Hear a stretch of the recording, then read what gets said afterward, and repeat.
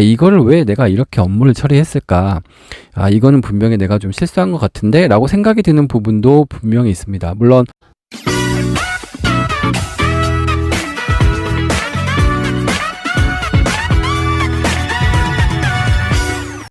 안녕하세요. 모두쌤입니다. 오늘은 교감으로서 학교를 옮기며 느끼는 것에 대한 이야기를 좀 나눠볼까 합니다. 네, 벌써 3월의 마지막 날입니다. 어느덧 2024년 3월에 한 달도 다 지나가고 있습니다. 아마 다사다난했던 3월 한 달이 아니었을까라는 생각을 합니다. 다사다난한 한 달이라는 것은 교감도 예외일 수 없다고 생각합니다. 학교를 옮기고 옮긴 학교의 새로운 문화에 적응을 하고 또 교감으로서 학교에서의 이제 선생님들의 상황을 좀 파악해야 되고 그 다음에 관리자, 교장 선생님의 업무 스타일 이런 것도 파악을 해야 되고 또 그 밖에 기존에 있었던 우리 교감 선생님이 하셨던 업무 스타일 또 이런 것들과 나의 스타일이 과연 어떻게 적용이 될 수 있는지 이런 것도 한번 비교해보는 시간이었기 때문에 다사다난했던 3월이라고 생각합니다. 먼저 새로운 학교에 적응을 해야 된다라는 것과 관련된 이야기를 좀 나눠볼까 하는데요. 여기서 이제 새로운 학교라고 하는 것은 교감도 새로운 학교로 왔기 때문에 그 학교가 이제 교감 입장에서는 새로운 학교가 되는 것이죠. 하지만 기존에 있던 선생님들과 교직원 입장에서는 교감 선생님이 바뀐 것이죠. 그러니까 학교가 새로워졌다기보다는 교감이 새로운 사람이 왔다라고 보는 것이 더 정확한 표현일 것입니다. 그래서 새로운 교감이 이제 어떻게 학교의 업무를 처리하는지 그리고 기존에 교감 선생님이 하셨던 업무 스타일과 어떤 차이가 있는지가 또 매우 중요한 부분일 것 같습니다. 저 같은 경우도 일단 학교를 옮기고 제가 했던 방식과는 맞지 않지만 기존에 그렇게 했었다 그러면 일단은 그것을 먼저 한번 해보고 그것이 이제 좀 어려움이 있거나 무슨 문제가 있다고 생각이 되면 고치는 쪽으로 그렇게 해결을 하고 있는 중입니다. 대부분 교감 선생님들께서 어려움을 느끼는 부분은 이제 복무와 관련된 부분인데 대부분의 교감 선생님께서 복무와 관련된 거는 철저하게 하시는 편이기 때문에 나이스에 올리는 복무 내용과 상황에 대해서는 크게 아마 차이가 없을 것 같습니다. 하지만 어느 정도 융통성을 발휘할 것이고 어느 정도 인정해 줄 것인가 하는 부분은 분명히 차이가 있기 때문에 이런 부분은 한번 생각을 해봐야 되는 부분이라고 생각을 합니다. 그 다음에는 이제 업무 처리 방식과 관련된 것인데요. 대부분 이제 교원 선생님이 새로 학교 오시면은 부장님들을 중심으로 새로운 업무의 연간 계획 같은 것들을 이제 교무실에 오셔서 잘 설명을 해주시는 그런 부장님들이나 업무 처리하시는 분들도 계시고 그런 설명 없이 그냥 업무 포털로 해당 자료를 그냥 올리시고 교원 선생님이 알아서 그냥 해석해서 보기를 바라시는 분도 계실 겁니다. 그래서 시간이 없을 때는 뭐 어쩔 수 없이 큰 틀에서 문제점이 발견되지 않으면 결제를 하는 경우가 있으나 꼼꼼하게 내용을 보고 여기에 대해서 설명이 좀 필요한 부분이 있어서 해당 부장님이나 아니면 해당 선생님을 교무실로 좀 불러서 관련 내용을 이제 다시 한번 설명 듣는 경우도 있는데 제가 보기에 바람직한 방법은 그래도 새로 교감 선생님이 좀 바뀌었다 그러면 한 번쯤은 교무실로 와서 해당 업무에 대한 내용을 한번 설명해 주시는 것도 좋지 않을까 생각합니다. 왜냐하면 사람 사이에 이제 오해가 생길 때 보면 저 사람도 내가 하려고 하는 것을 이미 알고 있겠지라고 생각하는 것인데 근데 그것을 이제 상대방은 그럴 거라고 생각하지 않는 경우에 가끔 오해가 생기더라고요. 그래서 그 오해의 폭을 줄이기 위해서라면 가급적이면 그래도 매번 그럴 수는 없고요. 당연히 한 번 정도 처음 시작할 때 해당 업무라든지 작년에 했던 업무에 대한 설명을 교관 선생님께 좀 정리를 해서 알려드리면 그 이후로 업무를 처리하는데 훨씬 수월하지 않을까 하는 것이 제 생각입니다. 물론 업무 처리를 아주 공문만 통해서 충분히 파악하시는 것이 가능한 교감 선생님이시라면 그런 방법이 필요 없을 수도 있겠죠. 하지만 그런 방법은 좀 필요하지 않을까 하는 게 제 생각입니다. 그 다음에 중요한 것은 이제 해당 학교의 학부모님들 상황에 대해서 좀 알고 있어야 될 것 같습니다. 학교가 위치해 있는 장소에 따라서 도시의 한 중심지가 될 수도 있고 약간 외곽에 위치한 도시일 수도 있고요. 그 다음에 주로 이제 학부모님들이 거주하는 곳이 뭐 아파트로만 구성되어 있는 곳도 있을 수가 있겠고, 아니면 다가구 주택이 좀 많다든지, 아니면 뭐 상가라든지 뭐 이런 집들이 많다든지, 뭐 이런 상황에 따라서 그 학교에 다니는 우리 학생들의 가정 환경이 많이 다릅니다.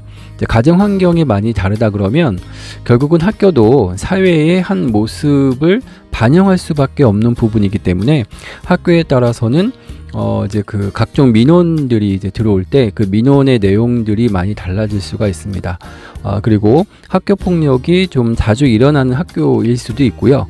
웬만하면은 학교 폭력이 일어나지 않는 그런 학교일 수도 있고, 또 학교에 따라서는 학력이 학부모님들의 요구가 매우 그 기대치가 높아서 교육과정 운영이라든지 학력 신장이라든지 이런 쪽에 요구가 많이 모아지는 학교가 있고, 학력 신장보다는 생활지도라든지 학생들이 안전하게 학교 다닐 수 있는 쪽으로 학부모들의 의견이 모아지는 학교도 있고, 뭐 인성교육에 좀 더 신경 써달라고 요구를 하는 학교도 있기 때문에 그런 부분들은 학교마다 좀 상황이 다릅니다. 그러므로 학부모의 상황, 우리 학생들의 상황을 또 잘 파악하는 것이 중요할 것이라고 생각합니다. 아마 대부분의 학교에서 교감 선생님들이 교장 선생님과 더불어 아침맞이를 아마 하실 겁니다. 후문 또는 정문에서 하실 텐데, 보통 그렇게 한 일주일, 2주일 아이들하고 아침맞이를 해보면 대략 아이들의 성향이라든지 학부모들의 모습, 이런 것들이 좀 눈에는 들어옵니다. 그래서 그런 것들을 통하고 학교에 이제 오래 있었던 교무부장님이나 또는 다른 부장님들의 어떤 전원을 통해서 학교의 학부모님들 상황, 이런 것들을 좀 파악하는 것이 새로운 학교에 적응하는데 교감으로서 또 매우 중요한 부분이라고 생각합니다. 또 중요한 것은 이제 해당 학교의 교장 선생님의 스타일도 매우 중요하다고 생각합니다.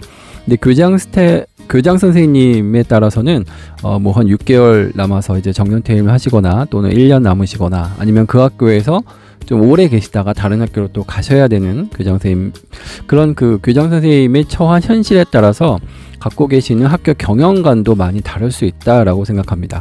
그리고 교장 선생님이 갖고 있는 교육 철학이라든지 교직원을 어떻게 대해 주시는지, 그런 부분들, 가령 이제 리더십이 아주 강하셔서 각종 교육청 사업이라든지 이런 것들을 먼저 앞장서서 사업을 하자고 이렇게 이끌어 나가시는 관리자분도 계실 것이고, 웬만해서는 선생님들의 요구가 들어오지 않으면 안전하게, 그리고 너무 크게 사업 벌이지 않고 안정적으로 또 교육과정을 운영하는 쪽에 또 포커스를 맞추시는 교장 선생님도 계시기 때문에 그것은 관리자의 상황에 따라서 좀 다를 수가 있다고 생각합니다. 그리고 교장 선생님과 교감 선생님 간의 관계는 매우 또 중요하다고 생각을 하는데, 서로의 스타일이 다를 때는 결국은 이제 교감 입장에서는 교장 선생님의 스타일을 따를 수밖에 없지만, 그래도 교감 선생님의 입장을 조금 더 존중해주고 그 의견을 들어주려고 하는 교장 선생님이 계신다 그러면 아마 대부분의 교감 선생님들께서는 교장 선생님을 최대한 잘 보필하려고 아마 애를 쓰려고 생각합니다. 또 무엇보다도 제가 말씀드리고 싶은 것은 교장 선생님의 스타일에 따라서 학교의 모습이 많이 달라지기 때문에 교감으로서 교장 선생님께서 가장 중점적으로 생각하시는 것이, 또 중점적으로 생각해서 운영하는 그런 학교의 운영 방침이 무엇인지를 먼저 캐치하는 것, 그래서 이런 것들을 잘 학교 운영에 반영할 수 있도록 신경 써주는 것이 또 교감으로서는 매우 중요한 부분이라고 생각합니다. 학교를 새로 옮기면서 들었던 여러 가지 생각들을 이제 간단하게 말씀을 드렸는데요. 저도 이제 막상 학교를 2년 교감을 하고 학교를 옮기고 또 지역을 이렇게 옮기다 보니까 생각보다 아쉬움이 많이 남는 것이 사실입니다. 여기서 얘기하는 아쉬움은 같이 근무했던 선생님들 또는 부장님들 또는 같이 있던 교직원들과의 인간관계, 뭐 이런 것도 아쉬운 점, 그러니까 미련 또는 좀 더 잘해줄 수 있었는데 하는 부분도 있고, 제 개인적으로 업무를 돌아봤을 때 이거를 왜 내가 이렇게 업무를 처리했을까, 이거는 분명히 내가 좀 실수한 것 같은데 라고 생각이 드는 부분도 분명히 있습니다. 물론 이거는 내가 좀 잘한 것 같아 라고 하는 부분도 있지만, 그런 것보다는 이걸 조금 더 꼼꼼하게 일 처리를 하고 올 걸 하는 것들이 많이 있더라고요. 그런데 저도 이제 새 학교에 와서 보니까 기존의 교감 선생님이 해놓으신 일을 보고 와 이거는 정말로 대단히 잘 해놓으셨다, 아주 꼼꼼하게 잘 해놓으셨다 하는 부분도 있고, 아 이거는 왜 이렇게 했을까, 이거를 좀 다른 방법으로 하면 더 좋지 않았을까 라고 비교가 되는 부분도 있더라고요. 그래서 막상 옮겨보니까 이래서 한번 옮겨보는 것이 필요하다라는 생각이 들었습니다. 그러니까 한 곳에 너무 오래 있게 되면 결국은 고인물이 되는 것이고, 고인물이 되면은 내가 뭘 잘하고 있는지 내가 뭘 못하고 있는지 구별하기가 어려운데, 이렇게 정기 전보 또는 비정기 전보 등을 통해서 학교를 한번 이렇게 옮겨보면서 그동안의 나의 발자취를 한번 돌아보는 것도 교직 생활에 있어서 큰 의미가 있을 수 있다라는 생각이 들었습니다. 모쪼록 이 영상을 보시는 모든 교직원분들이나 교감 선생님 또는 선생님들께서도 저처럼 이제 학교를 옮기신 분도 계시고 또 옮기려고 계획하는 분도 계시겠지만, 항상 그 과거는 되돌릴 수가 없더라고요. 그래서 후회가 남지 않도록 매일매일 최선을 다하는 것이 가장 중요하다고 생각하는데, 저도 이번에 교감이 돼서 처음으로 학교를 옮겨보니까 실수한 부분도 많았던 것 같고 부족한 부분이 많았다는 생각이 들어서 항상 그 겸손한 마음으로 교직 생활에 임해야 되겠다라는 생각을 다시 한번 하게 됩니다.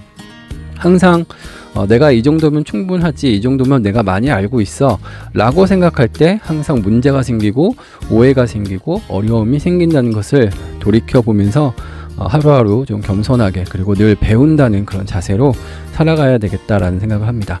올해 새로 발령 받으신 교감 선생님 계신다면 앞으로 이제 4월부터는 이제 어려운 것들이 조금 끝났기 때문에 약간 여유가 아마 있으실 거예요. 그러니까 돌아보시면서 이제 뭐 본인의 이제 그 교감으로서의 앞날도 조금 생각해 보시고 관리자로서의 모습을 좀 더 생각해 보시는 그런 또 4월이 되기를 바랍니다.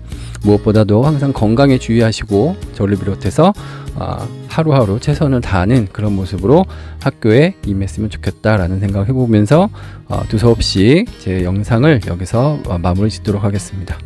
제 영상이 조금이라도 도움이 되면 고맙겠습니다. 감사합니다.